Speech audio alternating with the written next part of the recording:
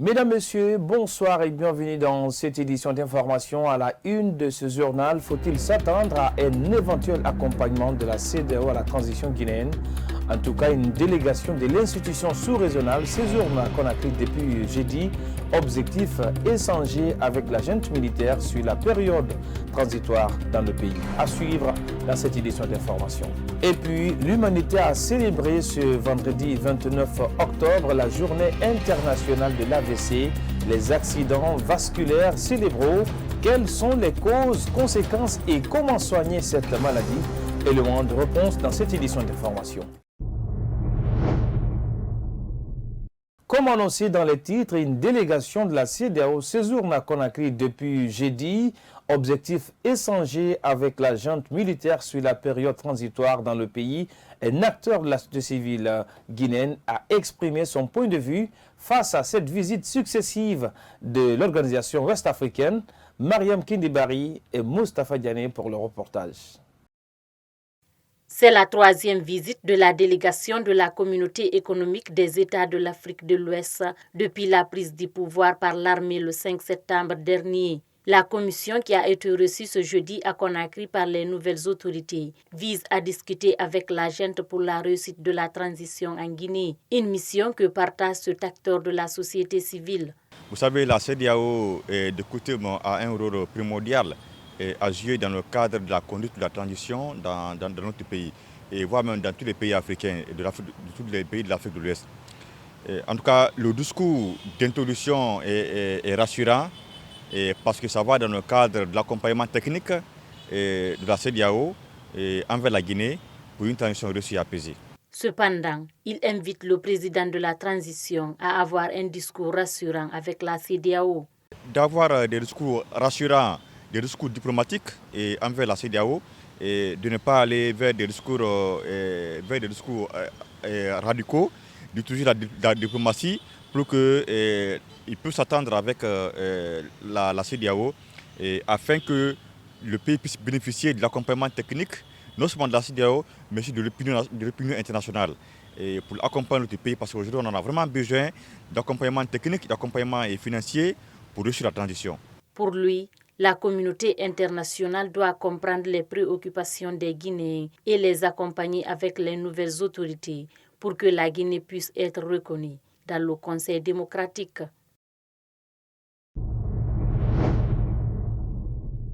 Et puis cette question, faut-il s'attendre à un éventuel accompagnement de la CEDEAO à la transition guinéenne? C'est la question qui brûle les lèvres de certains leaders politiques suite à une visite d'une délégation de l'institution sous-régionale en Guinée. Interrogé sur ce sujet, le président de l'UDRP pense que cette nouvelle arrivée des émissaires de la CEDEAO n'est pas fortuite. Alpha Omar Diallo pour plus de précisions. En 2 mois, la Guinée reçoit la CEDEAO pour la 3e fois. Pourtant, elle avait posé des conditions, notamment la libération d'Alpha Condé par les putschistes, avant de parler d'un quelconque accompagnement à la junte militaire qui a renversé le pouvoir d'Alpha Condé le 5 septembre dernier. Cette nouvelle visite n'est pas fortuite pour Edouard Zotomou Pogoumou.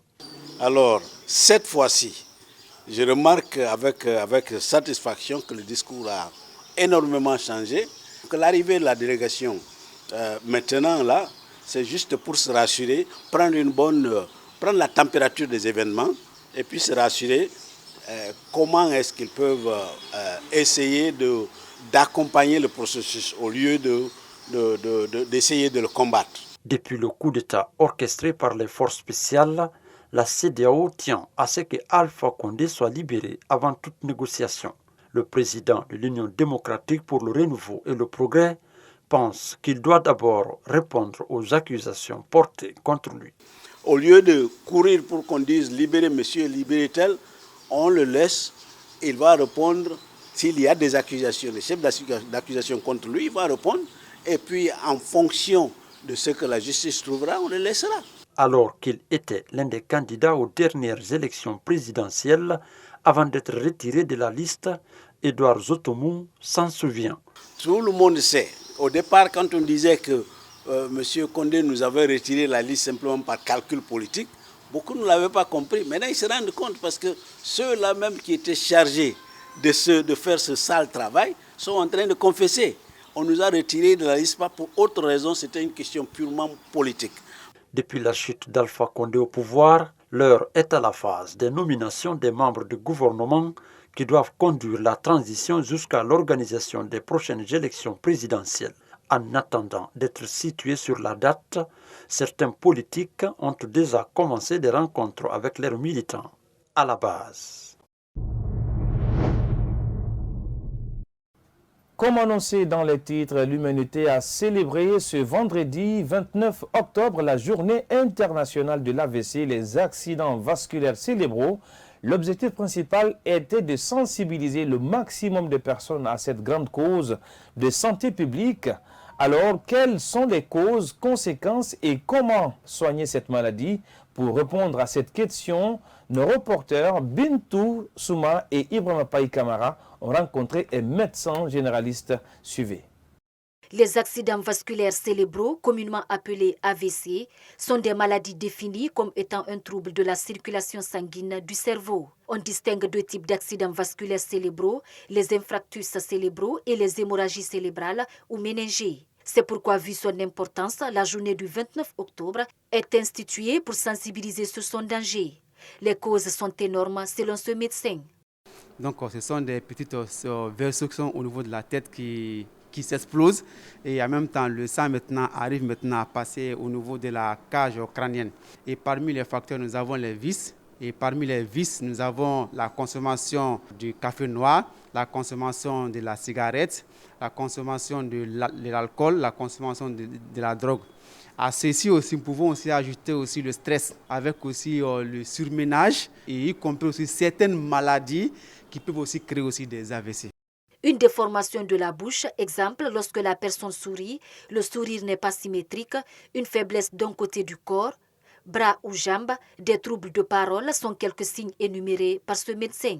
Maintenant, parmi ces signes, nous avons les maux de tête intenses, qui prennent toute la tête, qu'on appelle les céphalées intenses. Vous comprenez, un. Deuxièmement, on a les vertiges, la tête tourne. Troisièmement, on a quoi maintenant? On a l'impression qu'il y a des mouches qui volent devant les yeux. Et pourtant, il n'y a pas de mouches. Et souvent aussi, on a l'envie de vomir. Souvent même, on a même la main un peu qui tremble un peu. Donc tout cela, ce sont, et puis souvent même la tension, quand on prend la tension artérielle, elle est toujours haute. L'AVC peut être guéri, mais il se produit en deux étapes. Tout d'abord, les médecins administrent un traitement spécifique pour rétablir un flux sanguin normal vers le cerveau. Ensuite, le patient participe à la rééducation pour soigner les effets secondaires. Peut-on espérer? La réponse est oui, mais avec de fortes chances. Je peux dire qu'il y a 80% de chances de survivre parce que ce n'est pas facile, c'est une maladie qui attaque le cerveau. Donc lorsque le sang se déverse dans la tête, ce n'est pas facile d'enlever ce sang-là. Et vous comprenez? Maintenant, ceux qui ne sont pas trop exposés au vice, là, c'est facile de les récupérer. Pour éviter ces AVC, la solution elle est très simple, c'est de se mettre le cerveau au repos. Tout ce qui est bon pour le cerveau, c'est quoi? C'est en faisant le sport. Le chocolat aussi est très bon pour le cerveau, ça envoie l'oxygène. La paralysie des membres inférieurs, supérieurs et faciales sont les conséquences de cette maladie. Alors, il faut se diriger dans les services habilités à soigner après avoir immobilisé le patient à la maison, sont des conseils de ce médecin généraliste. Et puis, dans le but de permettre une bonne circulation des véhicules à Conakry, les autorités ont interdit la formation de plus de 2 voies sur les routes. Une décision prise pour permettre aux conducteurs de circuler librement et d'éviter les embouteillages endémiques dans la capitale guinéenne. La mise en pratique de cette décision par des agents routiers est visible à Conakry. Kadiatou Bari et Ibrahima Khalil Silla pour le constat. Cette décision prise par les autorités du pays rentre dans le cadre de diminuer les tracasseries dans la circulation, notamment les embouteillages qui sont très récurrents à Conakry. Pour mettre fin à cette réalité, il est désormais interdit de créer 3 voies dans la circulation. Pour l'exécution de cette décision, des agents de la police et de la gendarmerie sont visibles par endroits pour exiger le respect des 2 voies. Depuis que les autorités viennent de lancer cet appel et nos agents, tout le monde s'est mis à la tâche. Vraiment aujourd'hui, vous-même vous constatez que les gens commencent à respecter. Cette mesure, ce n'est pas fait contre eux, mais c'est pour eux. Parce que vous voyez aujourd'hui, avant, bon, ils pouvaient faire 2 heures, 3 heures. Mais aujourd'hui, dans 1 heure ou bien 30 minutes, les gens sont déjà arrivés en ville. Le commandant Lamine Sangaré, un responsable de la police routière, énumère quelques difficultés auxquelles ils sont confrontés et il invite aussi les citoyens à la conformité. Généralement, il y a des personnes qui ne veulent pas la loi. Sinon, toute personne qui veut la loi, franchement, il n'y a pas de problème. Mais les gens qui ne veulent pas obéir à la loi, donc c'est eux qui nous créent des problèmes. Parce que jusqu'à présent, il y a des têtus qui viennent, bon, regardez le taximan, comment il va. Je sais que moi, je peux donner à la population guinéenne, de leur dire d'essayer d'accompagner nos autorités, des politiques qu'ils ont mis en place. Même cri de cœur chez Aboubakar Diallo, citoyen, qui exprime sa joie face à cette décision des autorités, qu'il trouve d'ailleurs salutaire et à encourager. C'est à cause, il y a trop d'embouteillage. Mais une fois que c'est les 2 voies, ça ne va pas prendre du temps comme si chacun vient à son propre gré. Donc pour moi, c'est une bonne idée. J'encourage vraiment. Je demande aux chauffeurs de respecter les conditions des policiers pour mieux faciliter la circulation en fait. Ce responsable routier rappelle que le respect des 2 voies exigées par les nouvelles autorités guinéennes est dans l'intérêt de tous et de chacun. Pêche artisanale, on en parle dans cette édition d'information. La fabrication des pirogues est une activité de revenus pour plusieurs chefs de famille et de jeunes dans différents ports artisanaux du pays. Mais ces fabricants restent quant à eux-mêmes confrontés à d'énormes difficultés, notamment l'achat du bois et le manque d'accompagnement des autorités. Le reportage de Yaye Oumoubari et de Alpha Diallo. C'est le port de Yakumbaya, situé au quartier d'Abondi dans la commune de Matam, où la pêche est la principale activité des citoyens. Des fabricants de pirogues sont visibles avec des pinces à la main et des filets de l'autre côté. Cependant, ces concepteurs de barques font face à d'énormes difficultés, notamment la cherté du matériel de base. Nous n'avons pas de machines et ni de bons matériels. Nous payons un seul bois à plus de 200 000 francs guinéens. Même les avoir, c'est très difficile. Actuellement, la majorité de nos pirogues sont en mauvais état. Ce piroguier dénonce l'absence des autorités dans la gestion de ce port artisanal. Il affirme que les autorités ne sont visibles que lorsqu'il faut réclamer les impôts des pirogues à la fin de l'année. On ne sent pas la présence des autorités ici. Pourtant, à la fin de chaque année, nous payons 380 000 francs comme impôt, alors qu'à Dabondi, ici, nous avons plus de 400 pirogues. Et quant aux pagaies, nous les achetons aussi.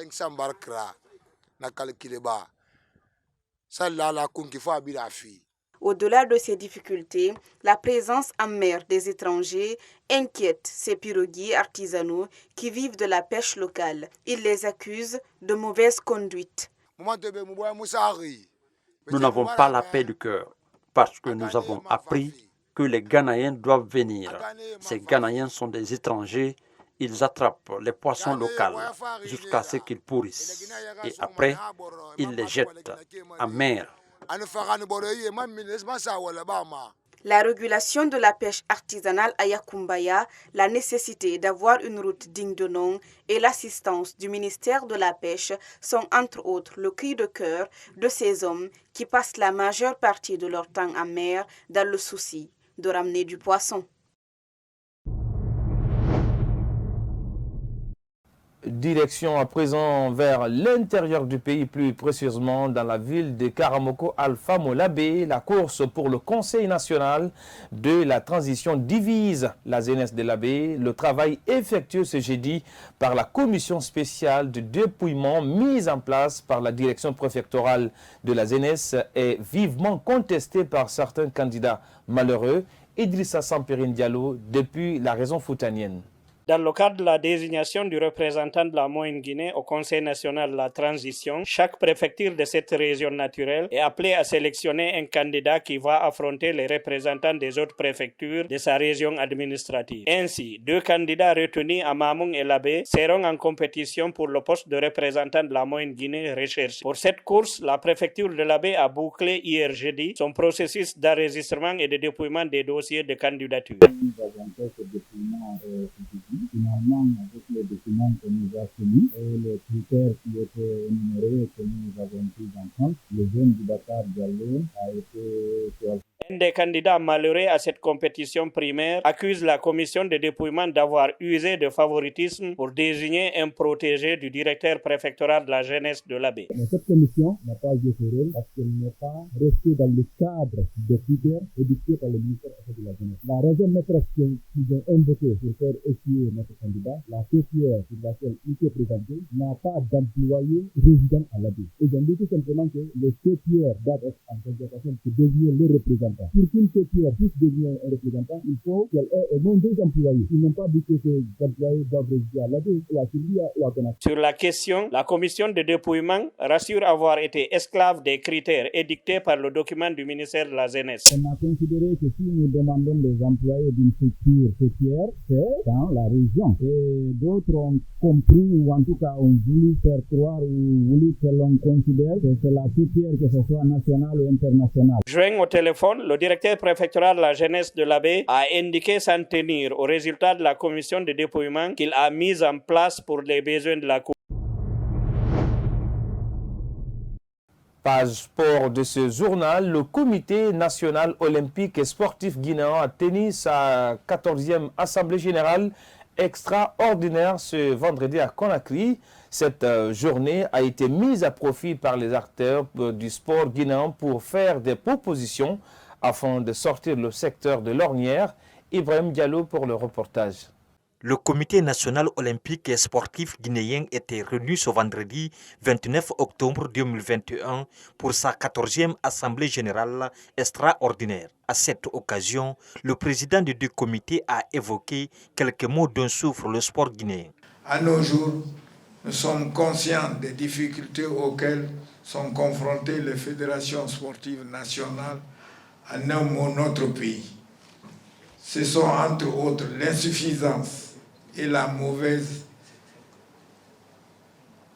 infrastructure sportive, le peu d'intérêt accordé au sport scolaire, universitaire, au sport militaire, paramilitaire, paralympique et au sport corporatif, l'absence des centres de formation pour les enfants et les jeunes talents. Ben Daouda Nansoko, secrétaire général du comité national et sportif guinéen, a décliné le bilan de cette assemblée et les perspectives. Ça nous a amené à être un exemple parmi les CNO, parce que là-dessus, on a eu maintenant une limitation d'âge qui est à 70 ans, que tu sois membre, que tu sois président. 70 ans, les mandats des présidents s'arrêtent à 3 mandats. Le congrès électif de cette plus grande instance sportive guinéenne est prévu pour le mois de juin prochain. Voilà, c'est cet élément qui me fait à cette édition d'information. Merci pour votre aimable attention. À suivre l'évolution de la Guinée, bien évidemment, sur Star 21 TV. Restez connectés sur cette télé, car le meilleur reste à venir. Et au revoir.